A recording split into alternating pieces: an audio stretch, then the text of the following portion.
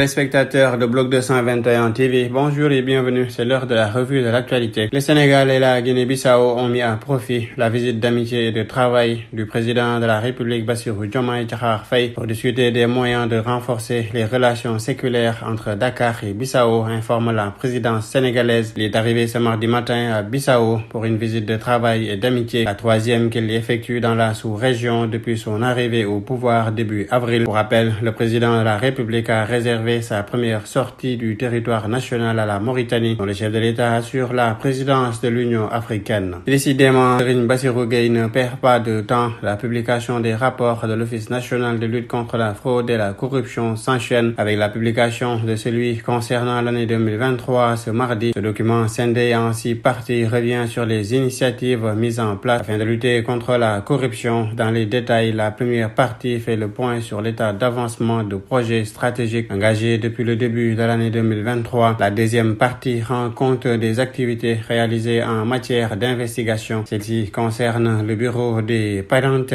et dénonciations et les départements investigation. Pour la troisième partie, elle fait le bilan des activités de prévention qui concernent essentiellement le département déclaration de patrimoine et le département prévention. L'intégralité est à lire dans bloc221.com. La délégation générale au renseignement national a un nouveau patron par décret en date du 24 avril dernier. Le président de la République Bassirou Diomaye Faye a en effet nommé le général de division El Hadji Daouda Niang, nouveau délégué général au renseignement national, ambassadeur plénipotentiaire du Sénégal en République de Côte d'Ivoire. Le général Niang remplace à la tête du TNR l'ancien haut commandant de la gendarmerie nationale, le général de corps d'armée Cheikh Sène. L'immigration irrégulière a repris de plus belle ces derniers temps. Malgré les mesures prises par les autorités étatiques pour endiguer ce phénomène, les jeunes ne se découragent pas. Pour preuve, 47 candidats à l'immigration clandestine ont été interpellés par la base navale Nord dans la nuit du 29 au 30 avril. Il s'agit de 37 Sénégalais, 8 Gambiens et 2 Guinéens. Ils ont été arrêtés sur la plage avec une pirogue contenant 40 bidons de 30 litres d'essence remis à la gendarmerie, a-t-on appris d'une note de la direction de l'information et des relations publiques de l'armée sénégalaise. Sur l'international, un mandat d'arrêt international a été lancé contre l'ancien président de la Centrafrique, François Bozizé, dans une enquête sur sa responsabilité dans de possibles crimes contre l'humanité commis par des militaires dans une prison entre 2009 et 2013, a annoncé mardi une cour spéciale parrainée par l'ONU. Bozizé, 77 ans, qui s'était emparé du pouvoir en 2003 en Centrafrique par un coup d'État avant d'être renversé 10 ans plus tard par des rebelles, qui est aujourd'hui à la tête de la principale rébellion centrafricaine et exilé en Guinée-Bissau depuis mars 2023. Le secrétaire général de l'ONU s'est dit profondément inquiet ce mardi par la découverte de fosses communes dans les 2 principaux hôpitaux de la bande de Gaza. Il a appelé à la tenue d'une enquête indépendante. Selon lui, il est impératif que des enquêteurs internationaux indépendants soient autorisés à accéder immédiatement au site afin de déterminer les circonstances exactes dans lesquelles les Palestiniens ont perdu la vie et ont été enterrés ou réenterrés. Dans l'Hexagone, le président français Emmanuel Macron a exhorté ce 30 avril le Rwanda à cesser tout soutien aux rebelles congolais du M23 dans l'est de la République démocratique du Congo et à retirer ses forces du pays. La France ne transigera jamais sur l'intégrité territoriale et la souveraineté de la République démocratique du Congo, a-t-il déclaré lors d'une conférence de presse commune avec son homologue congolais Félix Tshisekedi en visite à Paris. Le chef de la diplomatie américaine Anthony Blinken est arrivé ce mardi en Israël pour faire pression en faveur d'une trêve entre l'État hébreu et le Hamas palestinien en guerre depuis le 7 octobre dernier dans la bande de Gaza. Anthony Blinken, qui effectue une journée régionale, a estimé un peu plus tôt dans la journée à Amman que le Hamas devrait accepter une proposition de cessez-le-feu et libérer les otages qu'il détient dans le territoire palestinien depuis le 7 octobre. Une proposition qu'il a qualifiée d'extraordinairement généreuse de la part d'Israël. En sport, la Ligue européenne des champions a livré son premier verdict de la première demi-finale entre le Bayern Munich et le Real Madrid. Allemands et Espagnols se sont neutralisés de partout lors de la match aller disputée ce mardi à l'Allianz Arena. Le match retour est prévu dans une semaine. Le mercredi, le Paris Saint-Germain se déplace sur la pelouse du Borussia Dortmund. C'était tout, mesdames et messieurs. Nous vous donnons rendez-vous dans un autre numéro. D'ici là, restez avec nos programmes. Bloc 221 TV.